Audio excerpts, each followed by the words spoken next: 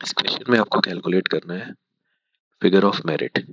Figure of merit सबसे पहले हम देखते हैं होता क्या है। ये होता है आई अपॉन थीटा, मतलब यूनिट डिफ्लेक्शन के लिए जितने करंट की रिक्वायरमेंट होती है, the current required for unit deflection is I upon theta. Basically जो आप करंट सेंसिटिविटी निकालते थे, इसका ये रेसिप्रोकल है। अब मुझे करना क्या है, मुझे एक ग्राफ गिवन है और वहां से मुझे आई अपॉन थीटा निकालना है। तो आई अपॉन थीटा तो मैं बाद में निकालूंगा, पहले देखता हूँ इस ग्राफ की इक्वेशन में लिख क्या सकता हूँ। सिंपल सी बात है, एम एक्स प्लस सी। अगर मैं इसको लिखता हूँ एम एक्स प्लस सी, वाई की जगह 1/थीटा और एक्स की जगह आर, एम एक्स प्लस सी। अब मैं देखूंगा कि ये जो फॉर्मूला है जहां से मुझे के निकालना है, वहां से 1/थीटा की वैल्यू क्या है, क्योंकि अल्टीमेटली इस इक्वेशन को आपको इस ग्राफ से रिलेट करना है। तो यहां से 1/थीटा की जो वैल्यू है वो दैट इज के बाई आई। बेसिकली आप इसके पहले सेटअप को समझो कि इसके सेटअप में होता क्या है। इसके सेटअप में एक ईएमएफ होता है, ईएमएफ सोर्स है, और वहां आप हाई रेजिस्टेंस वैल्यू के साथ एक गैल्वेनोमीटर लगा देते हो। तो यहां से अगर आप करंट की वैल्यू देखोगे तो वो होगी definitely this I will be EMF upon total resistance.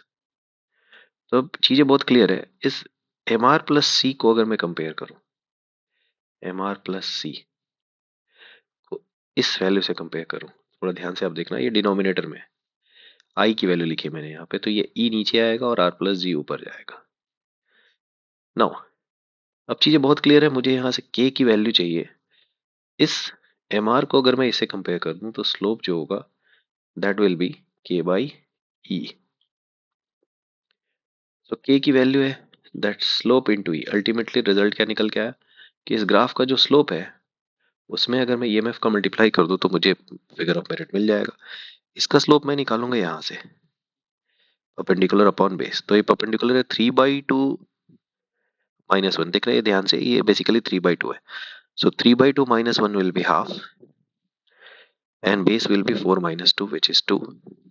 और ईएमएफ की वैल्यू, ये तो मैंने स्लोप निकाला, ईएमएफ की वैल्यू क्वेश्चन में 2 गिवन है, so this is cancelled out. So K की वैल्यू आती है 0.5। अगर आप उसको लिखना चाहते हो x इंटू 10⁻⁻1 के फॉर्मेट में, so this is 5 into 10⁻⁻1, so 5 is your answer. Now